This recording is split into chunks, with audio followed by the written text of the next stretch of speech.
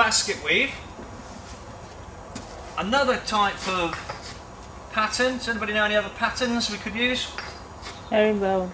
Herringbone. Yeah, we could use herringbone. So we'll have a look at herringbone. Okay, for the next bond, we're going to need to do cuts. We're going to need to do halves.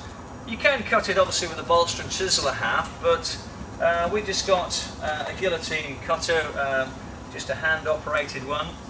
So what I'm going to do, I'm just going to snap a few blocks in half. I'm just measuring to 100mm, putting a marker on there, and then just using the set square to run that line across. What you do, just unscrew the guillotine until you can slide it in. Put it in the middle because you tend to get quite a good cut there, and just screw that down so it's quite tight on it. And just put your hand on there and pull down quite firmly. Okay, and that will snap to give you two, nice sort of headers. Okay, we'll have a look at some of the other bonds. We'll have a look at the herringbone bond. So when you do a herringbone, there are different ways of doing it. You can do one that way, and then one that way. What we're going to need to do then is I'm just going to put that one in there to make it this herringbone pattern. Here we won't get a full one in, so I would have to put a half in that little gap there, just to make sure it's slid down and nice and tight. And then what we can do is there will be one going up that way, make sure it's the right way up, going that way, and then there'll be one on the end of that there, slide it down, okay, and then of course you've got a full one slid down in there, so that's your pattern, and now that one will go there, okay, and that pattern, that line goes all the way up then, so if you do that and then fill that one in, that way, okay, and then as if it was a half, and then you've got your other one there, you've got a whole line going down, and I can put the half in just at the end. Now when it comes to do the other way, all you've got to do is to lay a whole layer in there, and so you've got a whole kind of row, if you like, put in like that, so they slide in like that. Okay, we need to check the lines, make sure that that's a rogue one, that shouldn't be in it. Take that one out, slide that one down. So you're laying a whole row at a time, and then you come back the other way. So now I've done that, I can come back the other way and lay that. So that's just an ordinary herringbone. We can lay 45-degree herringbone by just starting off with a 45-degree angle. Okay, I'll just pop that one in there. And then that leaves me a few cuts to do, and just got to check my lines just to make sure that we are running through. We've allowed a little bit extra because to make sure that we can get the blocks in, and that would be the herringbone bond. If it was just ordinary stretcher bond, or some people call it running bond, then they just put 3 in like that. Obviously you've got your half block on the side, and then you put your other bricks in, and your half block. You can leave all the cuts till the end if you wanted, so that one's a little bit tight, just about going there, and that's why having a little bit extra on the end, so it helps a little bit.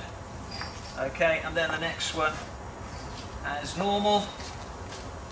Okay, and you can carry on all the way up, and just make sure these lines are running true.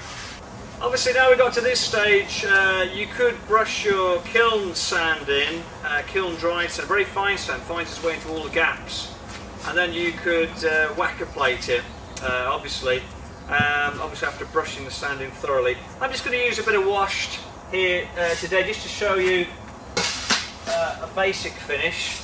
So I'm just putting a little bit of washed sand on top, because there's one or two, these are quite old blocks, and they got 1 or 2 chips and things.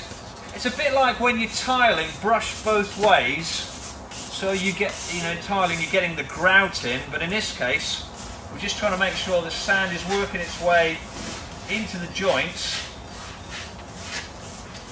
Okay, obviously once it's wackered, a lot of the sand will disappear down. Some of the sand will be driven up between the blocks, and that friction gives block paving its strength. Okay, so we'll just brush that over. And so once that's done, you can then get your wacker plate. Make sure the blocks are of good quality if you're not using a rubber mat. You don't need a rubber mat if they're good quality, it won't bust the blocks. But if they're poor quality blocks, then some kind of rubber mat is on the bottom of the, underneath the wacker plate is a good idea. Pull that to the side.